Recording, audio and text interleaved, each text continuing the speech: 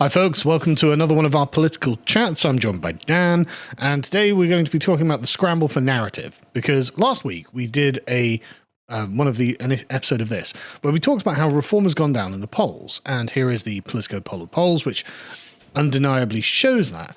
And literally the next day, everyone was suddenly going on about, reform's going down the polls, and that caused Nigel Farage to get angry at YouGov. because YouGov, one of the pollsters who were pitching reform quite low. I've got a very similar story to that, because you and Luke are always so well turned out. I thought I'm going to have to break out the suit with the waistcoat.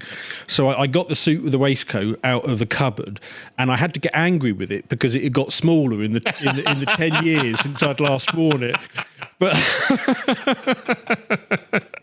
I mean, many such cases. Quite realistically, I'm probably picking the wrong target there.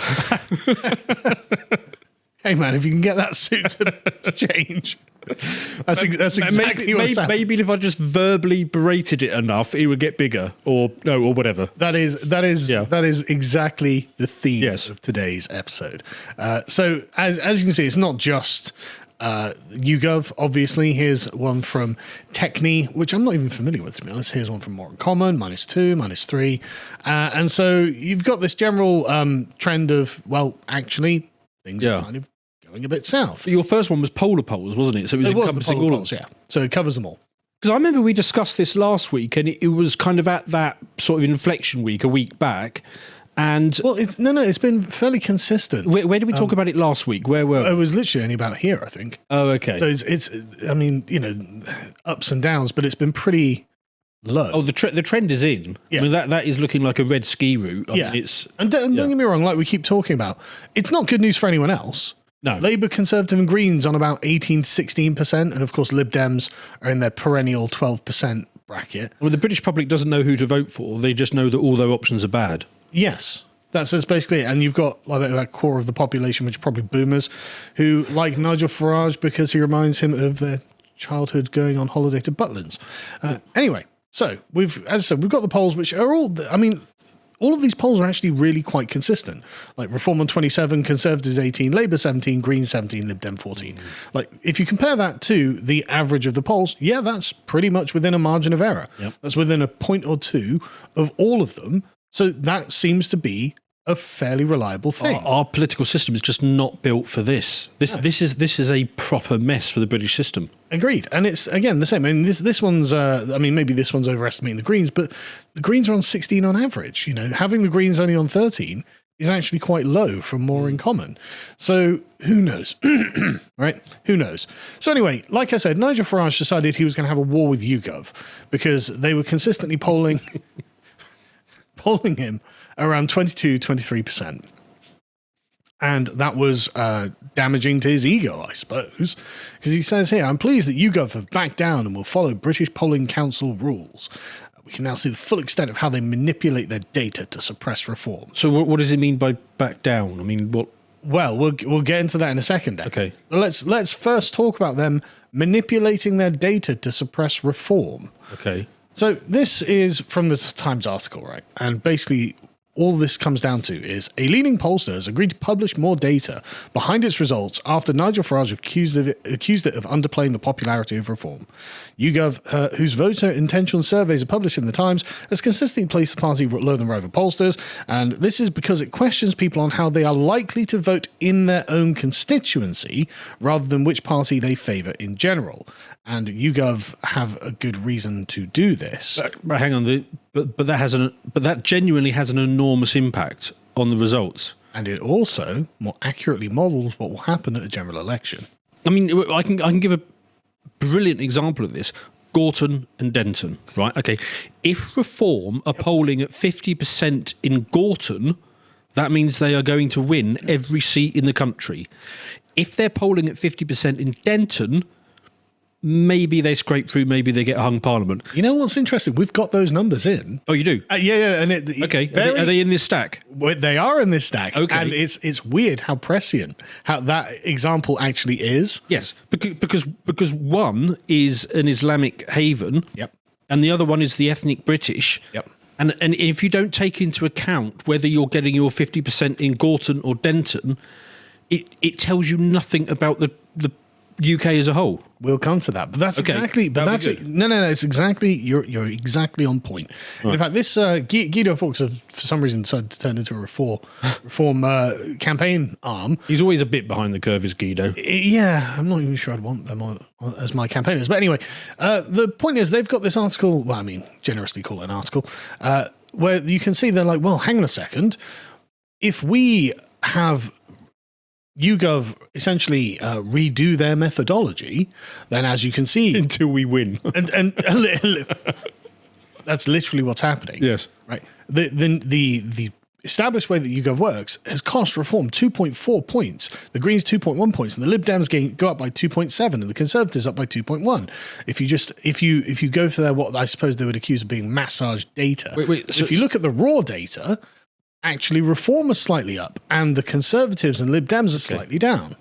So Nigel just basically wants to go on the raw data because he looks better on the raw data. Correct. Okay, That's literally what this is. I mean, in addition to my point about it matters enormously who's answering and where they're answering, the other factor is that if you're a Reform voter, I mean, Reform is basically the TV party. Yeah. Everything they do is how can I appeal to TV watchers? It's that, yeah, boomers. And so those are the people who are far more likely to actually respond to polls and do things. I've never been polled in my life. The people who vote for Greens, they're all In a city. they either don't speak English or they're students, Yeah. and they're doing something else other than responding to polls. But also, the reason the Greens are an Islamo-Communist alliance is because it represents the people who live in the dense urban areas. Right? The Islamic types are like, okay, we just want Gibbs, and the communists are just like, we want Gibbs as well, because the communists are complaining about their rent and how they'll never buy a house, and so they want communism to essentially give them a house. And well, if you're just looking for handouts from the state, well, yeah, you join the Greens too. Yeah, communist. So you can see how actually there is a kind of economic sense behind the Green Party. It's just parasitic. Well, yeah. I mean, I like them in one respect that they are identifiably a anti-establishment party. You can't accuse them of being establishment. Yeah, that's true. They've gone way further to the left than the establishment ever would dare. Yeah. Which is useful, actually, because what it shows you, the great thing about watching the Greens and Labour argue is that it's always about ideological purity, right? The Labour Party will say, we want what the Greens want, we just can't get there because that will break the entire system. And the Greens therefore say, oh, you don't really want what we want then, because we're trying to break the entire system. And the Labour Party, being currently the party of government, are like, no, we have to take things very seriously. Yeah. And the Green Party, never having been a party of government, with people like Carla Denia, Mothinali and Zach Polanski, are a student politics government of fantasy communism. It's sitting at home playing I Wish. But Exactly. And actually, I mean, all of Labour's problems so far have come from the fact that in their first year, I mean, when they weren't screwing up on the Southport response and stuff like that, they were actually trying to do one or two sensible things in the background. And every time their own backbenchers basically kicked up enormous fuss about it, and they had to retreat on it. Well, I mean, this is especially prescient and prevalent in what Shabana Mahmood is trying to do. Yes. Shabana Mahmood is actually trying to do something sensible. Oh, she's well to the right of the last 14 years of Conservative Home Secretary. Absolutely. And it's what's causing, I think, a massive spike in the Green Party membership. Shabana Mahmood is saying, look, we want rules-based immigration. Yeah. Well, why would you want any rules about immigration? I mean, yeah, if you were part of the Islamic coalition in the Green Party, that's not desirable in any way. Yep. So anyway, as you can see, the what they want is essentially a low-resolution view of the data that YouGov have. Okay. So this is like the sort of thing they'll end up publishing. So, well, Reform are on 29%. And again, it's roughly in line with the polling, but it shows Reform a bit higher than normal. Now, YouGov have said, no, we're not doing any of that, actually. A headline in this morning's Times is inaccurate, and they have issued this correction.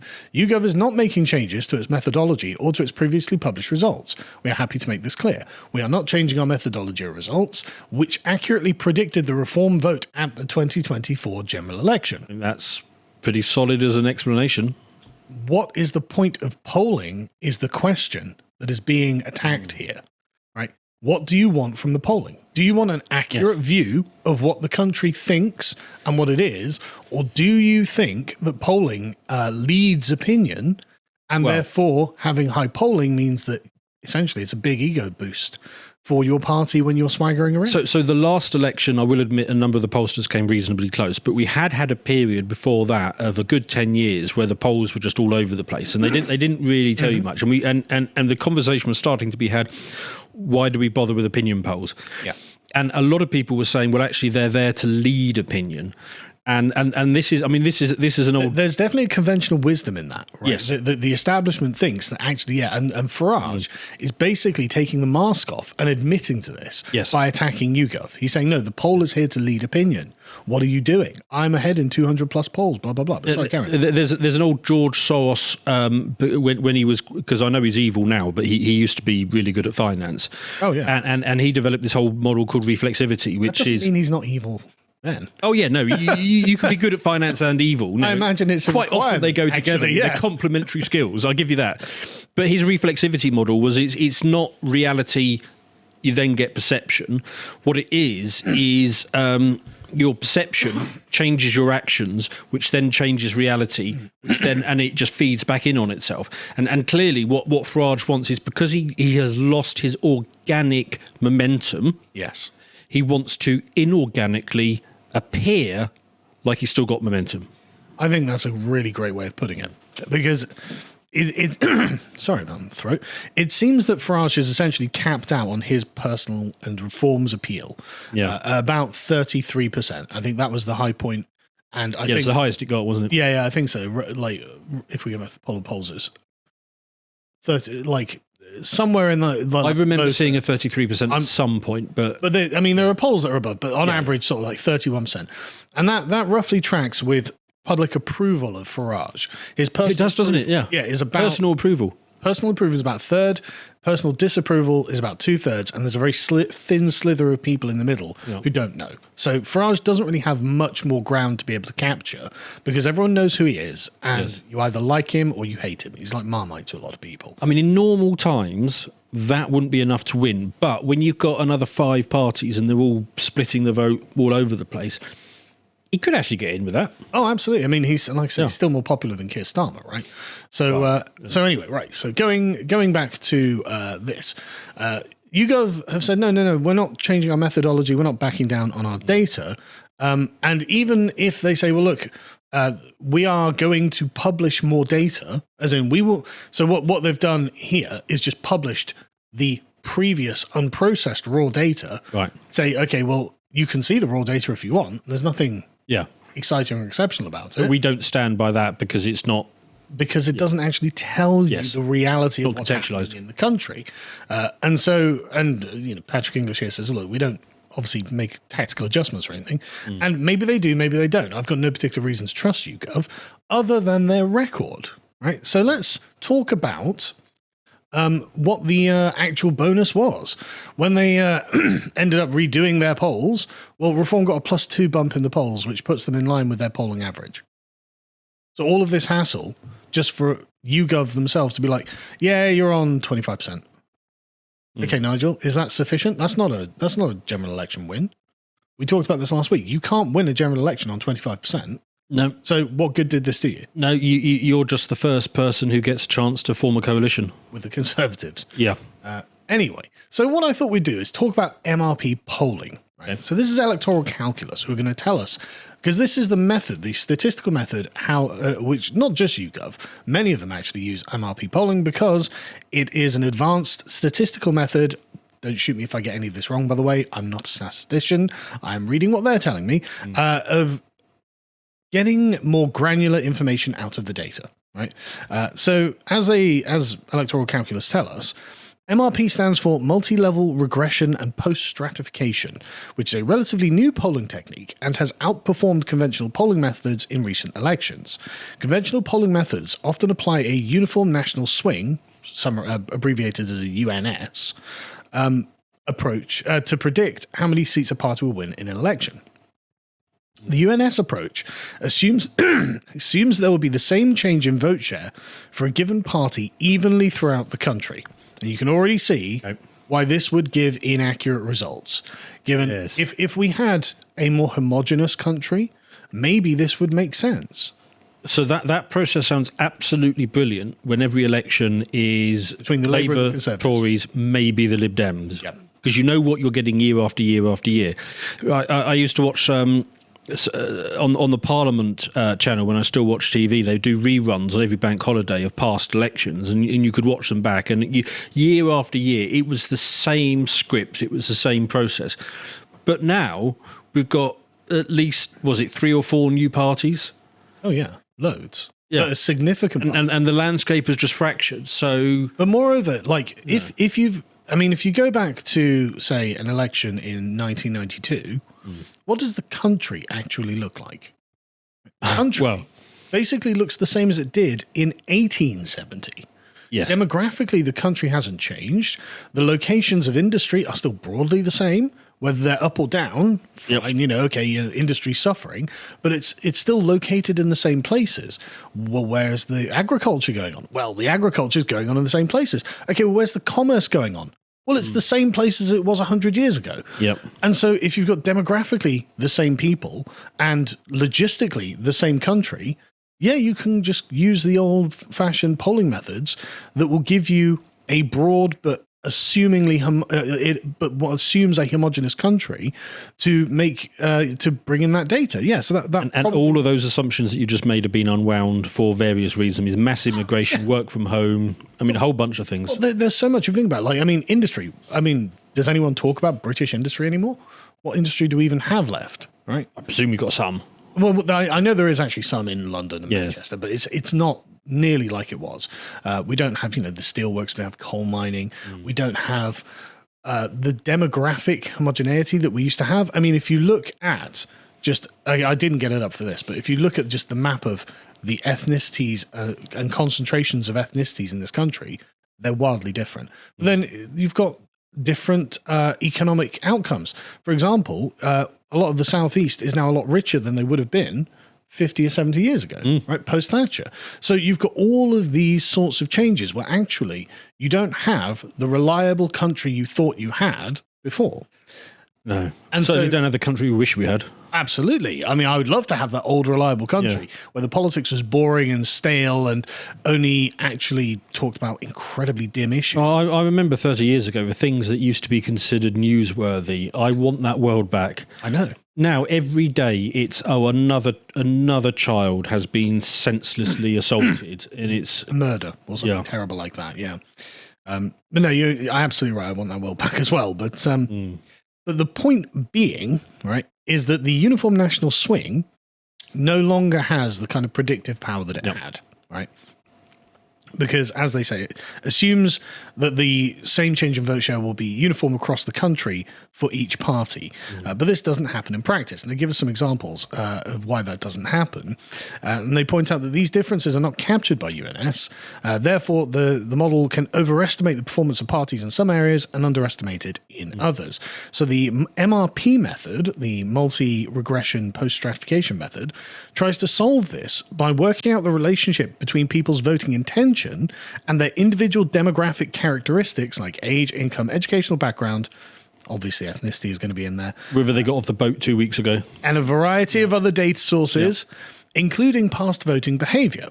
Then you can count how many of these different types of voters are in each constituency to make a prediction of how the parties will perform on a seat-by-seat basis, which is just saying we're using the data that we have, which is more voluminous than just what do you think.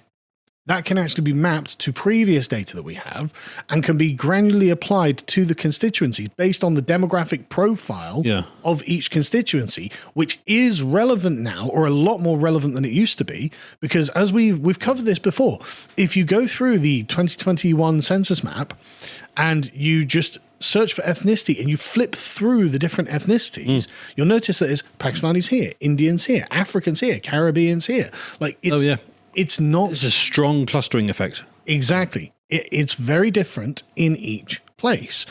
And so it's necessary to have some more advanced statistical rendering of what's actually happening, or else you don't know.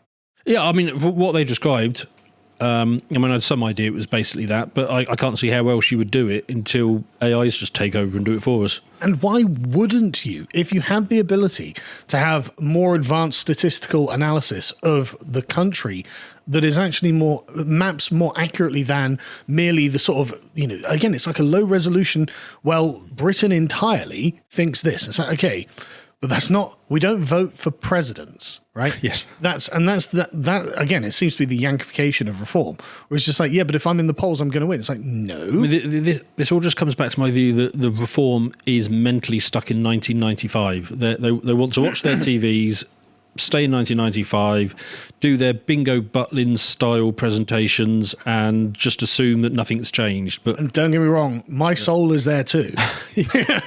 But unfortunately, really, we are not there. And so the question is, well, is this a good model?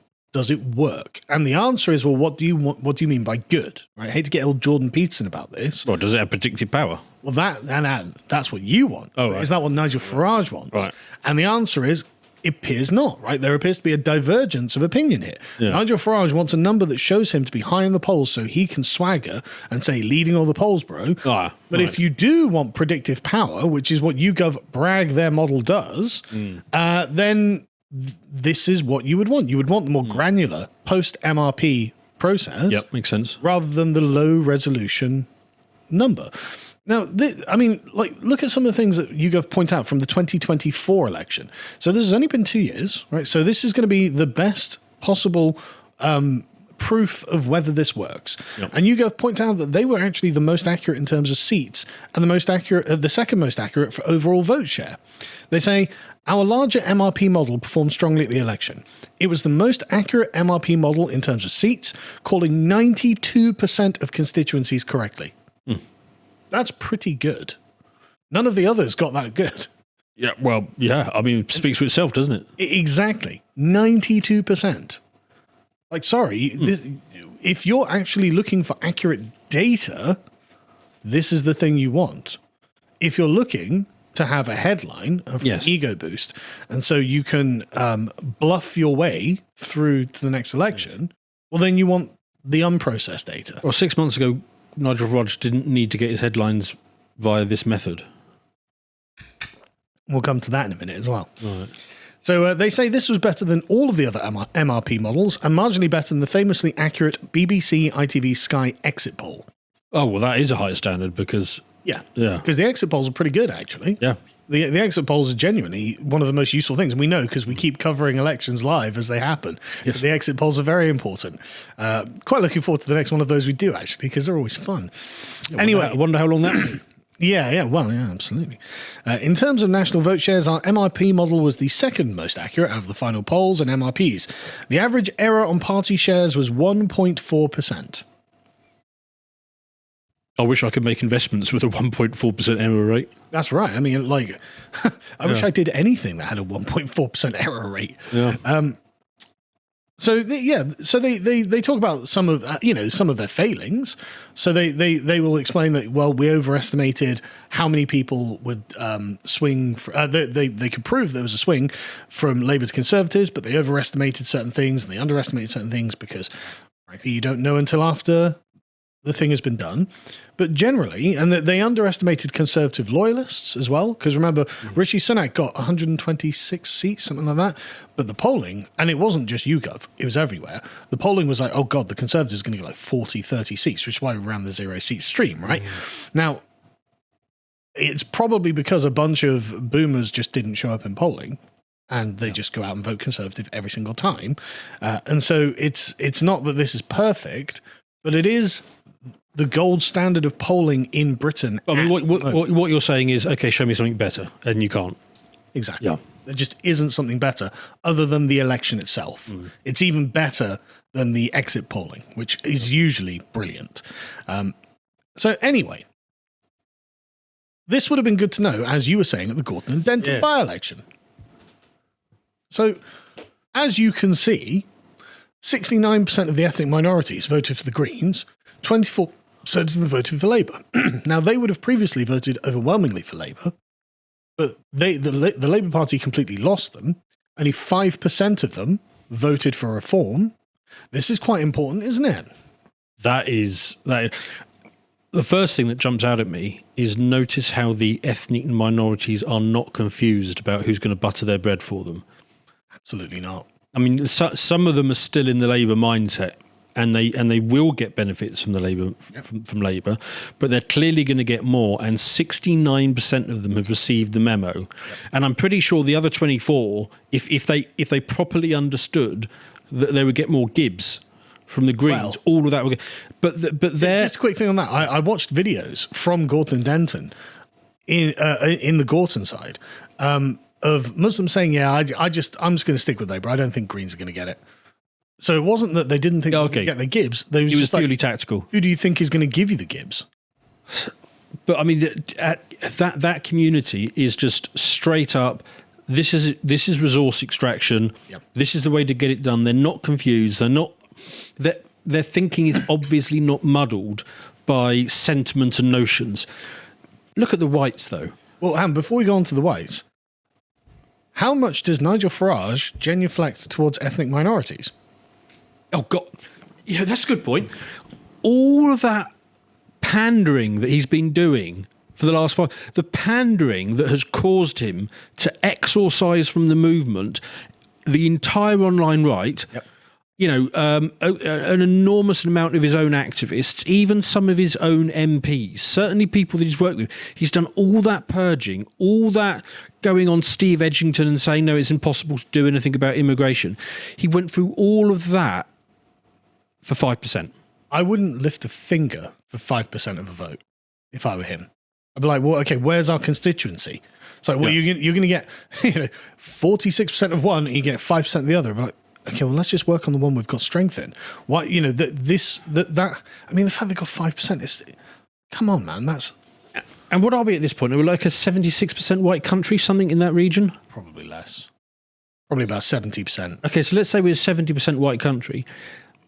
He has done everything that he's done. He's alienated the vast swathes of the right for 5% of 30%. Yes. Whatever that is. That is... You're the mathematician, not me.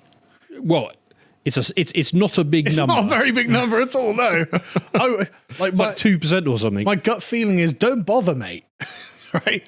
Like this was not something that actually, and as you say, watering down his message, making it non-nativist has really hurt him. Bringing in a bunch of Tories who were the immigration Tories, who were in government literally doing the immigration at the time, and then putting Muslims in positions of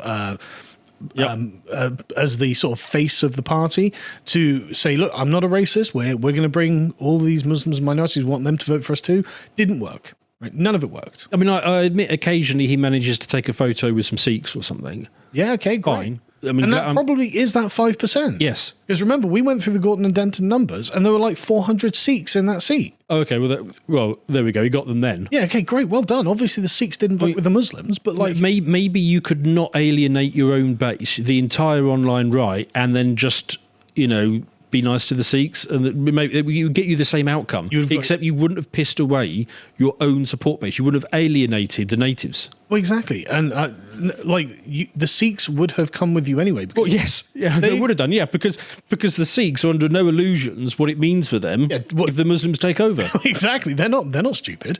And this is why I get frustrated with the online right being like, he's got a Sikh there. It's like, yeah, but the Sikhs are pretty good conservative people, morally upstanding by and large. Yeah. Obviously they have problems, and everyone has problems, but like they're not an intrinsically hostile group, right? So okay, what's the problem? Who cares? But anyway, but yeah, let's then go over to the white side. Yes. So Nigel Farage has got 46% there. Now that's quite a lot. That's not quite half, but like you were guessing, if you get half of this, no, you didn't get half of that, but that's pretty good, but it's not enough. And they would have all basically been ex-Labour voters. Because remember, the Conservatives only ever had like 7% in this seat anyway, right? So what did you do? You sent a Tory-coded southeast academic to go be the candidate? Yes.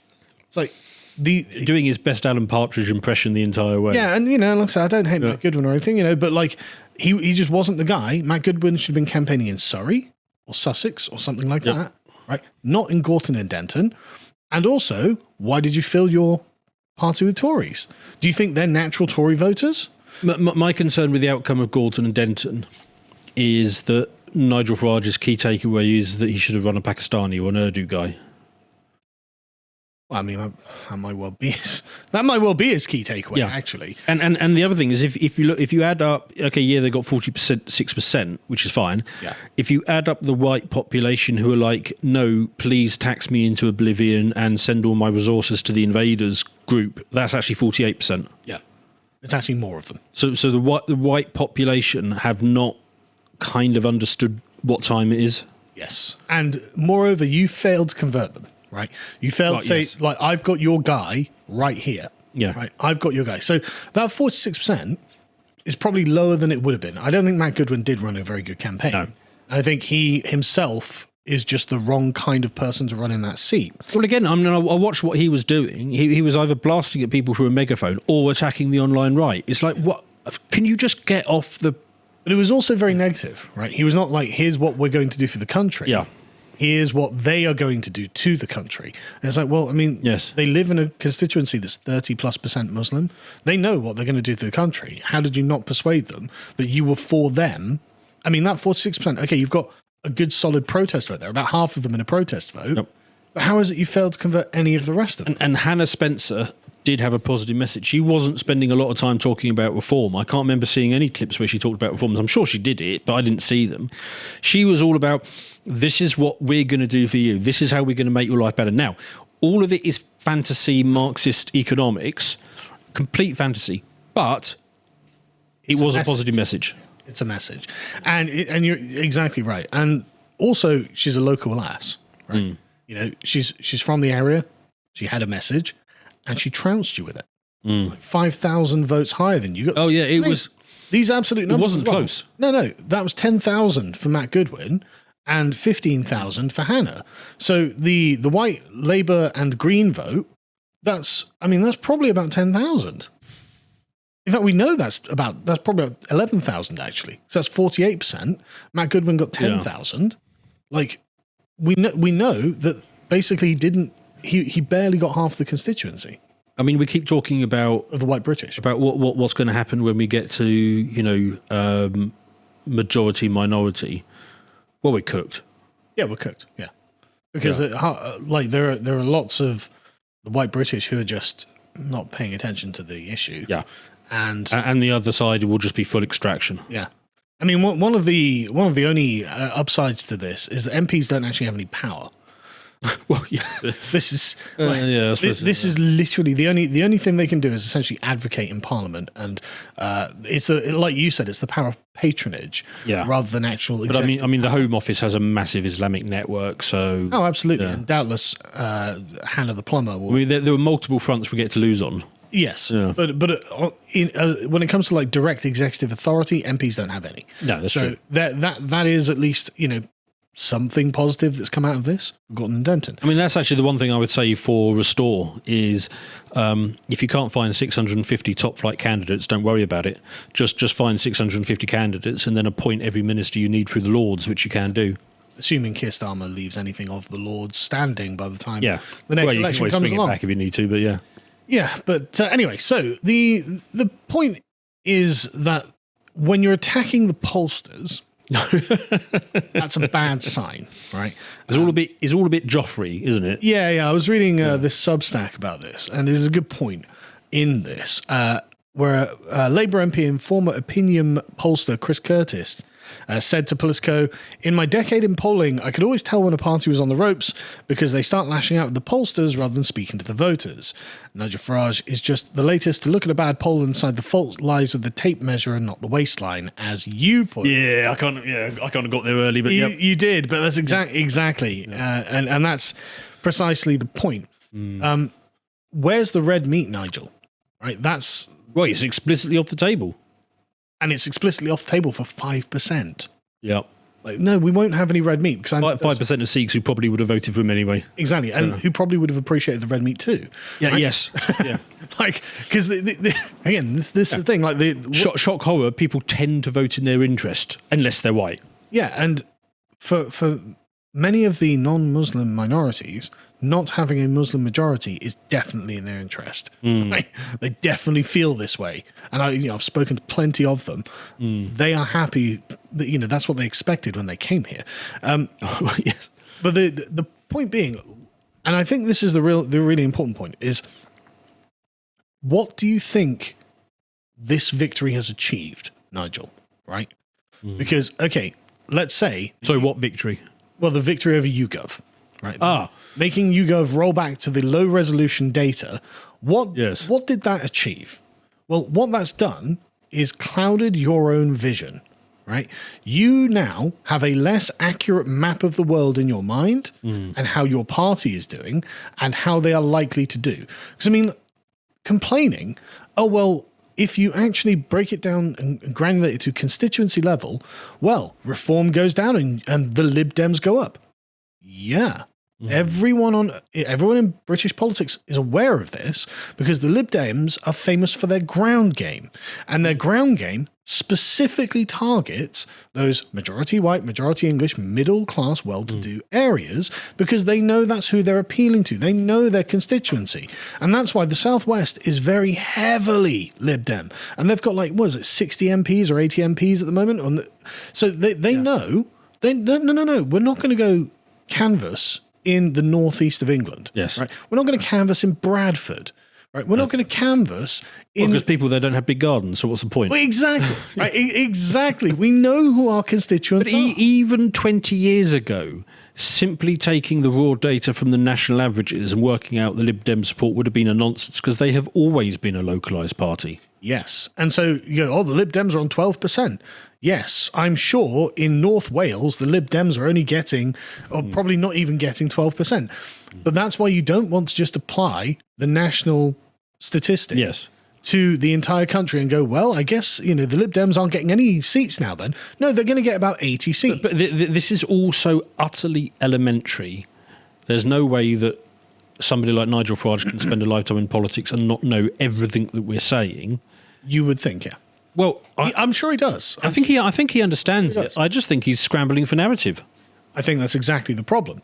And so, but the problem, as Chris Curtis pointed out, is that look, if you're scrambling for narrative, you're supposed to be setting that as the party leader. And this is why we're sick of the Tories and their red meat. You can accuse Nigel Farage of many things, but being a leader is most certainly not one of them. Being ahead of the curve is not it. That's correct. Yeah. Normally he spends all day long trying to find people to fire because they're 1 inch to the right of him. Yeah, because they were a day ahead of him. Until he eventually ends up adopting that position or Restore take it first and then he has to steal it. Yeah. Guy's not a leader. Which is exactly his problem. And that's exactly why he's lashing out now. Because, really, Nigel Farage should be just coming out with some hardline right-wing policies. That's what you should be coming out with. Look, you know who your constituency is. Your constituency is the white working class who feel insecure because of immigration, right? So you should be coming out with hard anti-immigration statements. If you want to go up in those polls, that's what you need to do. You also need to make sure you don't look like a goddamn Tory. Now, that's going to be really difficult. It's going to be really, really difficult. Now you've crammed your party, literally, as we went through the Wikipedia page the other day, with 100 Tories. That's going to be really tough. A really tough sell. Now, you've made your choice. You may have locked yourself on rails that are going forward. You've got to think about that, right? You've got to think about the decisions you made. As we talked about before, there is a gulf between what Reform voters think that Reform are offering and what Nigel Farage is actually offering. If he wants to work out what to do, what he should do is get some focus group of Reform voters and say to them, what do you think Reform are going to do? But the whole schism with the online right is that we do actually pay attention to what he says he's going to do, and we can see the gap. And we pay attention to what he doesn't actually do. When he stands up and says, I'm going to conduct a private rape gang inquiry and doesn't do it. And then Rupert Lowe does it. Whereas the reason why he's still on whatever it is, 25%, is because most guys who are planning to vote for Reform, they get up early in the morning, They go to work, they work hard, they come home, they've got a few hours, sit with the wife, watch the TV, have dinner, and then they go to bed. They're not like us. They don't have time to watch this stuff. So they don't realise that there was this massive gap between expectations and the actual reform. That's why the online right have split from him, because we're just seeing it. Yes, everyone thinks Reform's going to be a nativist party. Yeah. It's not a nativist party. And so what now? Nigel Farage needs to think about what his voters are abandoning him from. I mean, there's real danger that he's going to go into the next election. I know he said that at the next election, Robert Jenrick is going to be to the right of me. There's real danger that Shabana Mahmood is going to be to the right of him at the next election. I mean, she seems more hardline. Yes. Her rhetoric on immigration has been harder than his. Yeah. So, I believe it as well. I believe Shabana Mahmood, because we'll get into that in a bit, because we've got some more, because we'll talk about Labour for a little bit as well, just because we haven't mentioned Labour in a while, and they are the government, so it's probably worth bringing. We forget, but yes. Yeah. Anyway, so the point being, Nigel Farage is failing to actually engage with the voters. By attacking the pollsters, he is essentially saying, someone pull wool over my eyes. Right? I don't want to be properly informed, or I don't want the public to be properly informed about what the state of play actually is. Yes. It's like, okay, Nigel, you need that so you can turn the ship around. Right? Saying, no, I'm sick of this spyglass that's showing me an iceberg in the distance is not sufficient. But then, I guess this would be advice if I wanted him to win, which I don't particularly. Anyway, so this disconnect also exists in the Labour Party. Oh, there was this as well. I forgot to bring this up. This disconnect also exists in the Labour Party, right? So this is a pollster called James, I can't pronounce that, who has pointed out that actually 50% of people are changing their vote in every election now. Because we have had so many rapid elections in quick succession in the last decade. I think from like 2017 to now, we've had like 4 elections. It's a lot, right? We've had a bunch of different prime ministers that we didn't necessarily elect. And so now the system's up in the air and it's all changed. And 50% of the public are like, I don't know who I'm going to vote for. Well, and also it's not just the elections that are coming fast, the betrayals are coming faster now as well. Because the establishment has decided, we're not even going to slow roll it anymore. We are just going to bundle as many people in as we possibly can, as fast as we can. So there's not even the illusion of how surprising all these people turned up. It's just a absolute gunning it. We'll get to that in a minute as well. Yeah. So this reinforces it is not the country it used to be, right? As in, it used to be that you knew, like again with the universal polling, you knew a Labour. I mean, there are constituencies in this country that have gone Green and Conservative under Boris, and Green, and now I get a lot of them will go Reform, and that have always been Labour. Since the creation of the constituency, this has always been, and Gorton and Denton was one of them.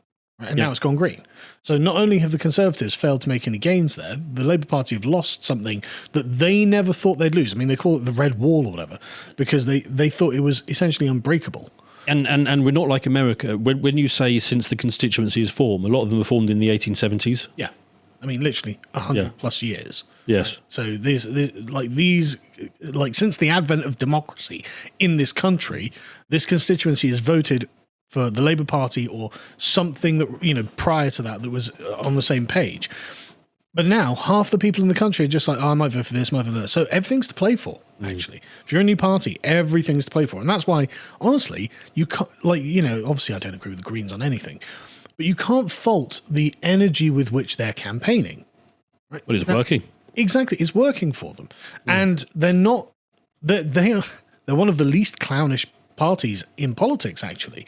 Right, you've got Hannah the plumber and the Muslim. And she does dress like a child's. She does dress like a child's entertainer. She is dancing around at the by-election. Yes. Okay, but they're all clowns. Is it Ed Davey? Is it Nigel Farage's? He is more clownish. I'll give you that. Carnival show. Anyway, in a sea of clowns. The Greens. Zach Polanski himself is one of the least clownish. If you see Zach Polanski, he's got his rhetoric, and you'd agree with it or disagree with it, but he's dressed like a normal person, and he's just sat there. This is what the Greens will do. This is what the Greens will do. right? Every time I watch anything from the Greens, I think two thoughts. One, that's ridiculous and won't work. Yeah. And two, you've messaged that quite well. Exactly. Yeah. Right? He's good at his message. We need the right needs an answer to the Green approach because it works. Yeah, and the right. Well, I think they have someone now who's got that sort of approach. But yes. Anyway, so the Labour Party are having a massive crisis at the moment where they scramble for narrative too.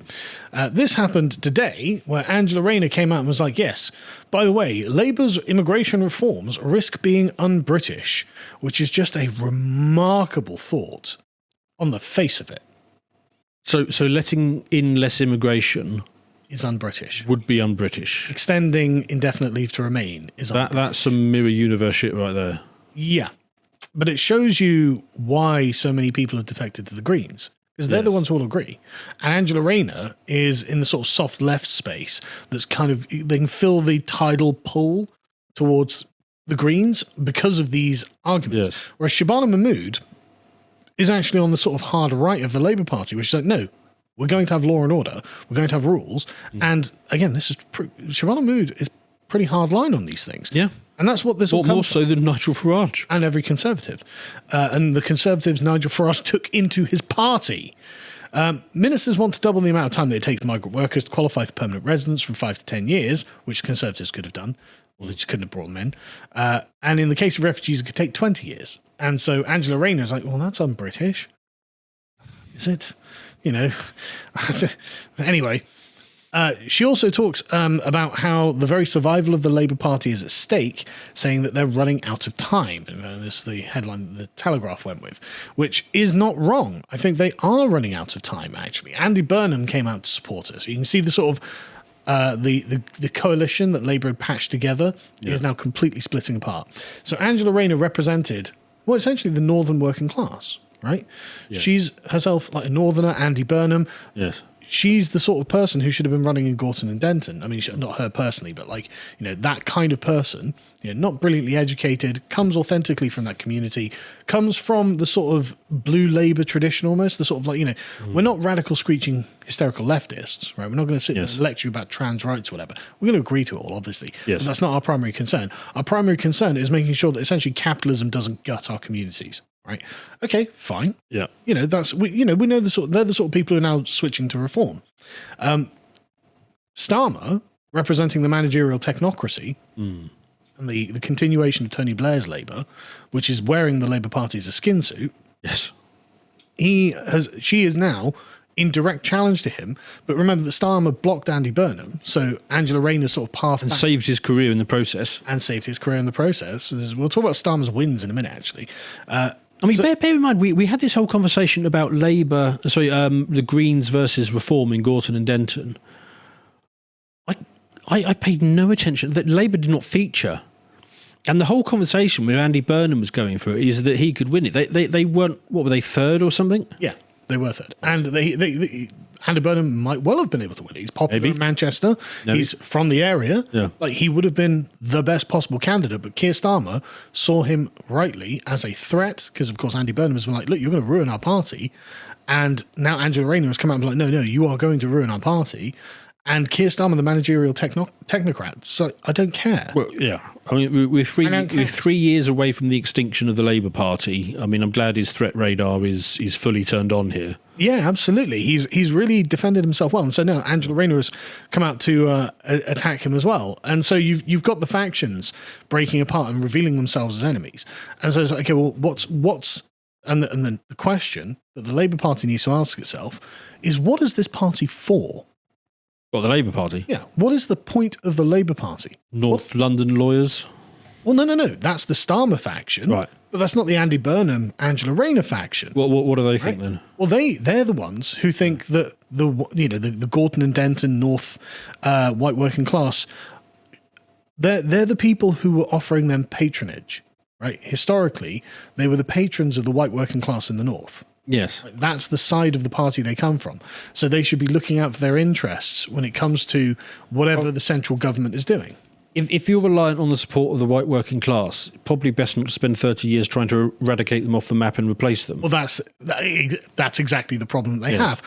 They brought in a massive constituency of foreigners Yes. who seem to hate the white working class, Who are replacing them and raping their wives and daughters. privilege them over the white working class, and are now like, why have you, Why have you abandoned us? why have you abandoned us to Yes. reform? And now those foreigners, because their patronage is not basically enough, are like, well, we're going to abandon you for the Greens.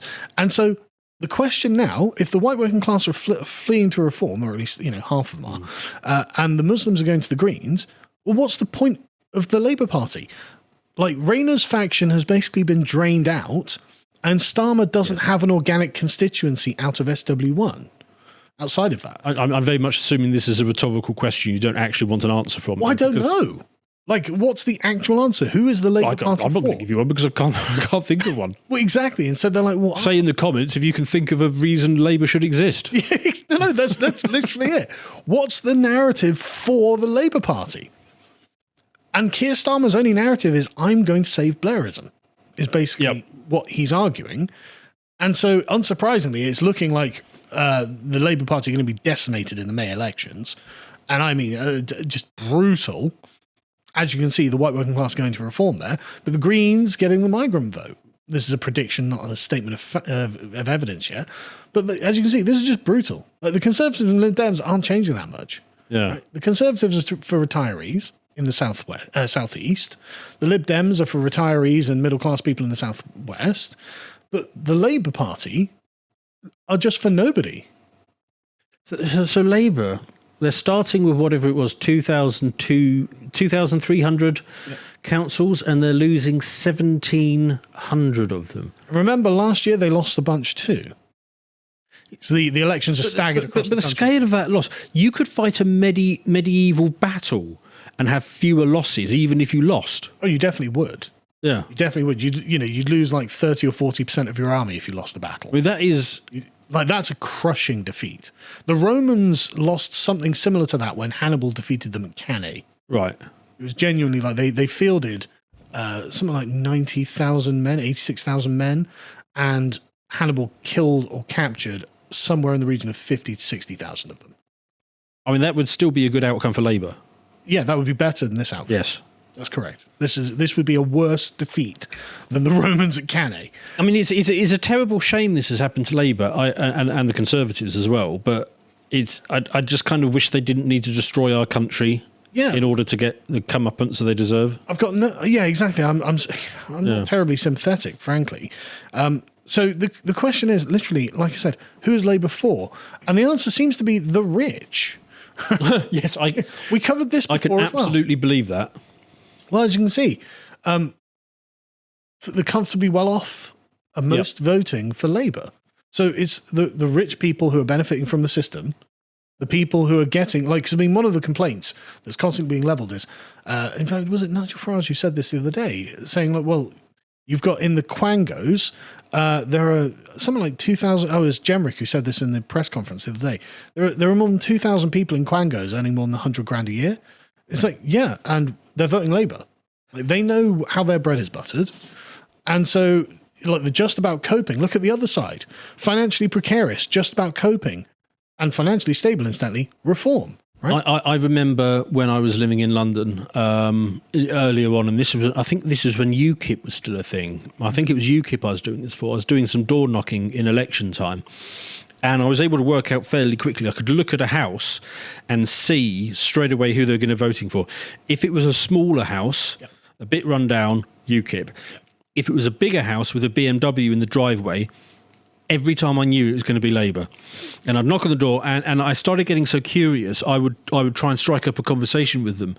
Every single time it was a top end civil servant, NHS executive. It was stuff like that. All the people who got money in this country who are not Labour, half of them have already left the country. They've fled already. So the comfortably well off in this country are the senior party, they're the apparatchiks. Yep.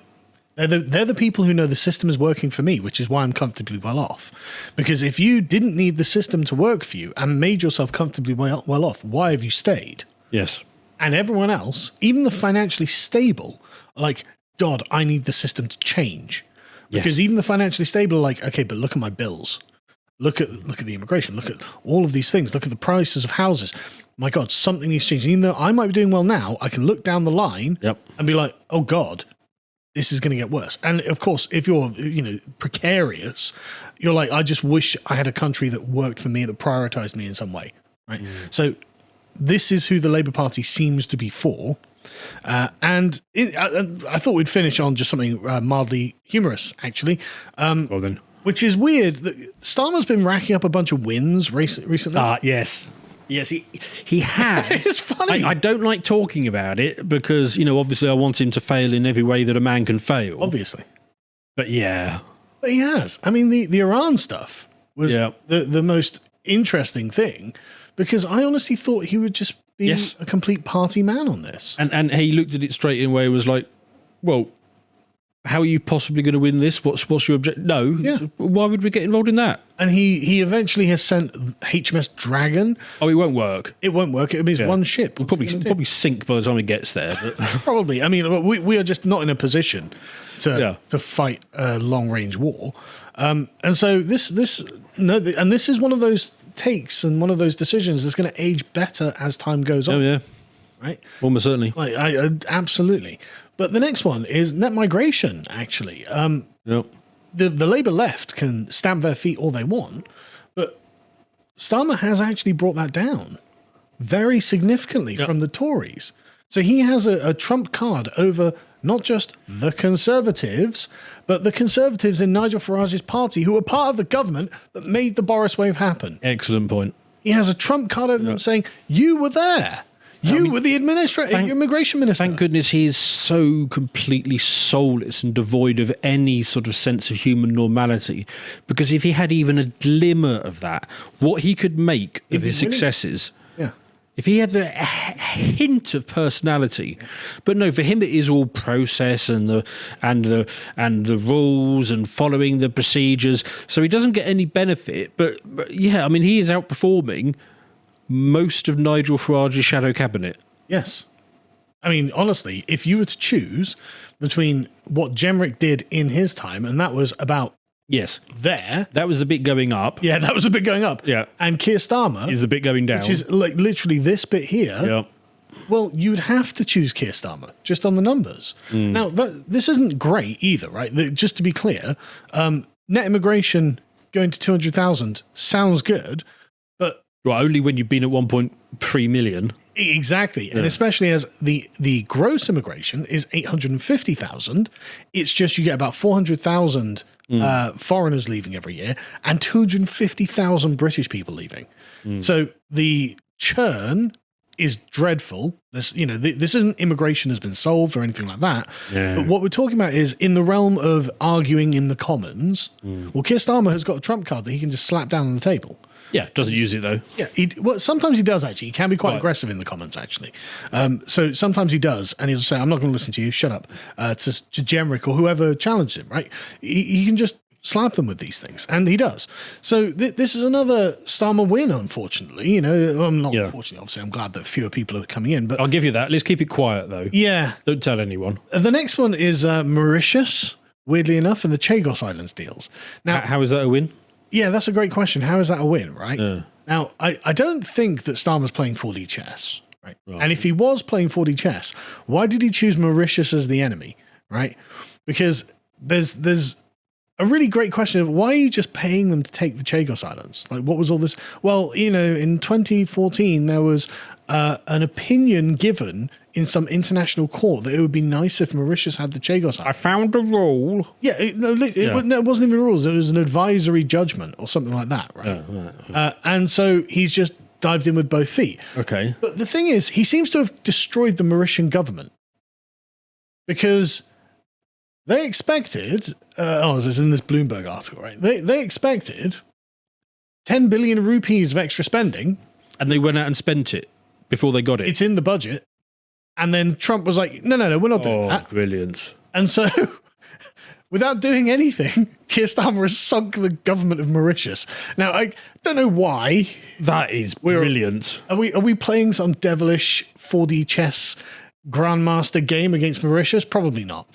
I mean, I suppose there's the pure joy of messing with the Mauritians, but there probably wasn't that. But if they were the French, then fair enough. But we came along and said, look, we are definitely going to give you 10 billion gibs. Yes. And they were like, brilliant, let's spend it. Yes. And now Trump comes along and says, no, you're not giving them gibs, and their government is collapsing because they haven't got the gibs.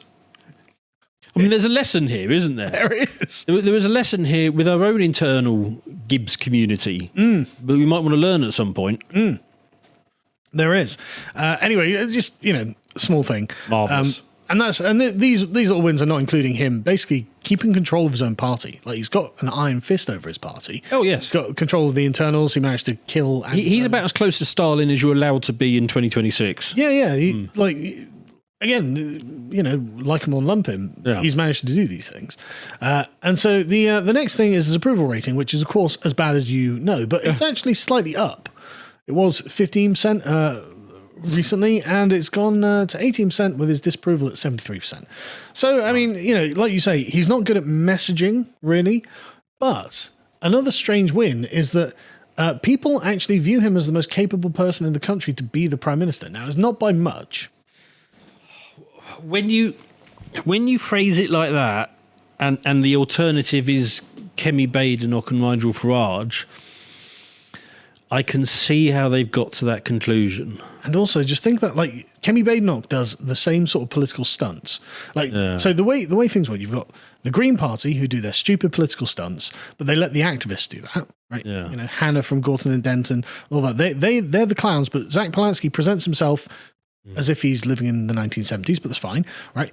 And then you've got the Reform Party, which is the Butlins holiday party, doing these stupid big stunts. And then you have Kemi Badenoch's Conservatives, who follow everyone else's stupid stunt with a crappier stunt of their own. And then you've got Keir Starmer, who's the only person not doing stunts.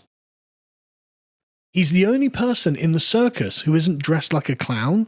I mean, if you're not prompting for Nigel Farage, for Rupert Lowe, I can understand how they got to this. I mean, Rupert Lowe's only been in the game of party leadership for a month, so let's give him a break on that. Yeah. But Keir Starmer, he's the only one not doing stunts. He's the only one not messing around. What odds would you have to see to put a tenner on Keir Starmer winning the next election? I don't know, but I think his coalition is too broken. Yeah. I don't think he can pull together a coalition. I think it is. I've been saying I think this is the last Labour government ever, right? But so I think the coalition's gone. I think the minority. But still, what you're painting a picture here clearly is we've got every party is a uncoherent mess. Exactly. I mean, British politics is just a shambles. Absolutely. So there is all to play for. Right, and if Keir Starmer is thought of by the public as the best man, the most capable prime minister, well, I mean, I guess it's a good thing he's in charge, then, isn't it? But it goes to show you that the kind of spectacle politics that everyone else is engaging in isn't cutting through. It's not cutting through. People are not after spectacle politics. Otherwise, I mean, how Nigel Farage is below Keir Starmer. It's always easier to be in opposition. Yeah. If Nigel Farage was just coming out sort of grim-faced saying, listen, folks, this is what's happened. Not happy about it. This is what we're going to do to fix it. Just wait until the next election. Trust me on this. We're going to get this done. Why would he not be ahead of Keir Starmer, the most hated man in the world? Yeah. Right, just literally everyone hates Keir Starmer. And yet still they're like, yeah, he'd probably be more competent. I mean, at some point, Nigel Farage is going to have to do substance. But he's just allergic to it. I don't know why. I just think he's made his bed now and he's going to have to lie in it. But anyway, so basically everyone is scrambling for a narrative, as you said earlier. Right? There are no good narratives for any of the parties that are currently occupying the main area in politics. Yeah. Nigel Farage doesn't know who he's trying to serve and failed on that in the Gorton and Denton. The Labour Party has had an internal collapse and isn't really a coalition party for anyone. And the wins that it does have, it doesn't like to talk about.